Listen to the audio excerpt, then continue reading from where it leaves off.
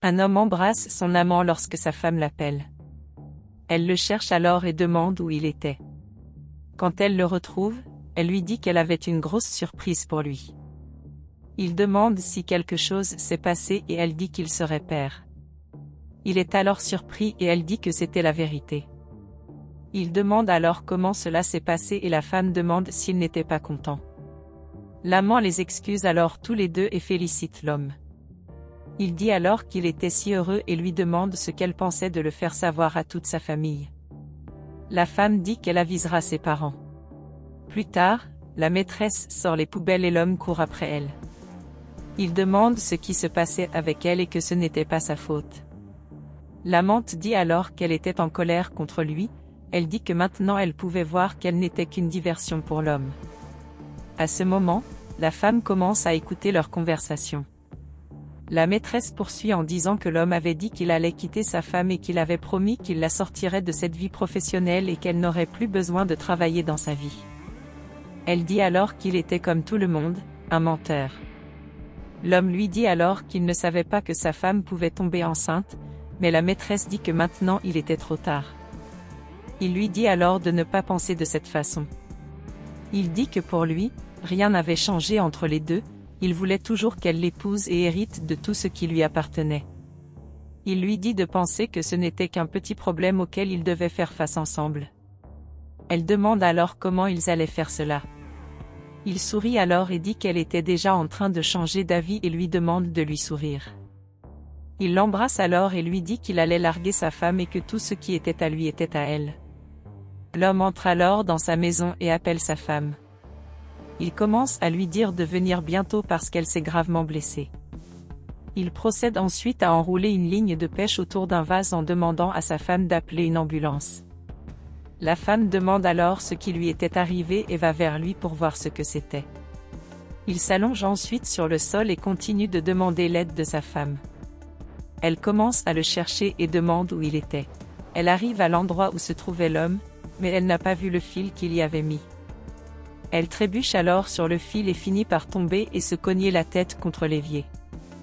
L'homme voyant cela, commence bientôt à tout arranger pour que personne ne sache ce qui s'est passé là-bas.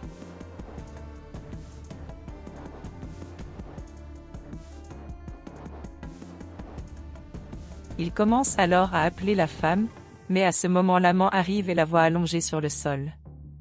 L'amant demande ce qui s'est passé là-bas et l'homme lui dit de voir si la femme respirait encore.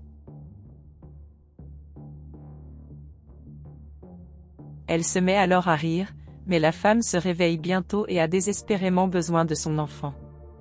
L'homme dit qu'il appellerait une ambulance pour l'aider. La maîtresse dit alors qu'elle l'aiderait. L'homme sort alors son téléphone et appelle le 911. Il dit qu'il avait besoin d'aide et leur donne l'adresse. Un peu plus tard, la maîtresse entre dans la chambre de la femme et dit qu'elle lui a apporté le petit déjeuner. La femme lui dit alors d'entrer. Elle le tend ensuite à la femme et demande comment va son fils. Elle dit que son fils allait bien et qu'elle était la seule à avoir été blessée. L'amant demande alors la permission à la femme et quitte la pièce. La femme la remercie alors, mais elle jette la nourriture par terre. Voyant cela, l'amante est surprise, mais elle sourit et prétend que tout allait bien. La femme dit qu'elle a été très maladroite et dit à sa maîtresse de lui en apporter un autre.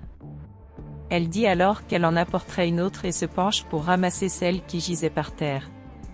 À ce moment-là, la femme jette également l'assiette par terre et dit que c'est accidentel. La maîtresse prend alors l'assiette et s'en va. Plus tard, la maîtresse nettoyait la maison lorsque l'homme surgit par derrière et essaie de l'embrasser. Elle dit qu'elle en avait plein. Il dit qu'il lui a déjà dit qu'il ne se souciait pas de cette femme et que lorsqu'elle partirait, ils auraient toute la maison pour eux seuls. Elle dit alors non, et que tant que la femme serait là, il n'aurait rien d'autre. Il lui demande alors de comprendre que la femme n'était qu'une erreur de son adolescence. Il dit que chaque jour où il se réveille, il regrette de l'avoir épousée et qu'elle savait que son rêve était de l'épouser. Il lui dit alors de se rassurer qu'ils seraient bientôt ensemble. L'amant dit alors que si l'homme ne résout pas ce problème, elle le résoudra. Plus tard, la maîtresse entre dans la chambre de la femme et dit qu'elle lui a préparé un autre petit déjeuner. La femme dit alors qu'elle n'avait plus faim et qu'elle devait lui apporter autre chose. Elle dit alors qu'elle apporterait quelque chose pour elle bientôt.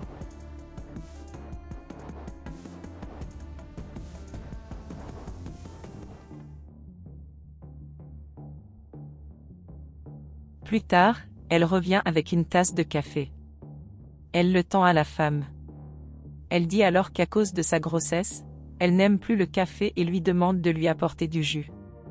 Elle dit oui et s'en va.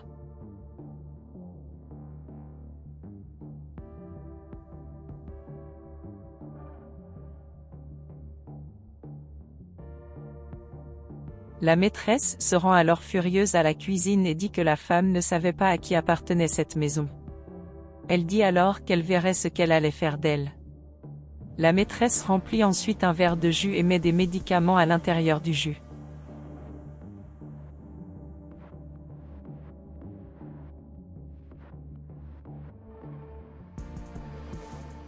Mais ce que la maîtresse ne savait pas, c'est que la femme surveillait tout à travers les caméras de sécurité.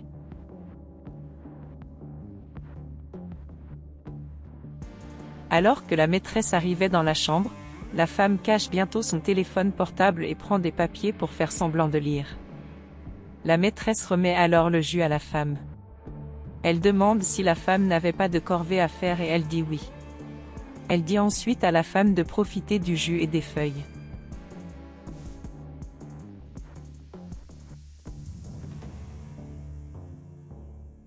Elle se dirige alors vers l'homme très heureux et il lui demande ce qui s'est passé. Elle dit que c'était leur jour de chance, car elle avait résolu leurs problèmes. Elle dit que maintenant ils pourraient être ensemble. La femme, voyant cela à travers les caméras, est furieuse.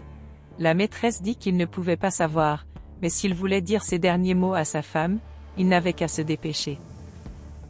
Plus tard, l'homme entre dans la chambre de la femme et commence à l'appeler. Elle ne répond pas. Il dit alors qu'il ne savait pas si elle l'écoutait, mais qu'il s'en fichait. Il dit alors qu'il voulait lui dire quelque chose. Il dit qu'il ne l'a épousée que parce qu'il y voyait une grande opportunité. Il dit qu'au début ce n'était pas ça, mais ensuite elle est devenue vieille et flasque, donc c'était juste qu'il n'était qu'avec elle, parce qu'elle avait beaucoup d'argent. Il dit ensuite que lui et l'employé étaient ensemble depuis plus de 3 ans et que la femme ne devait pas s'inquiéter, car il profiterait très bien de son argent. L'homme commence alors à avoir mal au ventre et tombe au sol. La femme le voit, mais ne montre aucune émotion. Plus tard, un policier arrête la maîtresse, mais elle dit qu'elle n'a rien fait. Le policier lui dit alors de garder ses mots pour le juge. La femme dit alors que l'officier avait vu tout ce qu'elle faisait. Elle dit qu'elle lui a montré toutes les images de la caméra. Le policier dit alors qu'elle irait au poste de police, mais la femme dit qu'elle voulait d'abord lui parler un peu. La femme dit alors que c'était à elle de comprendre que ceux qui font le mal finissent mal. L'amant s'excuse alors pour ce qu'elle a fait, mais la femme dit qu'elle ne s'est pas excusée et qu'elle devrait repenser ce qu'elle avait fait, car maintenant elle aurait assez de temps pour cela. Le policier revient alors et l'emmène au commissariat.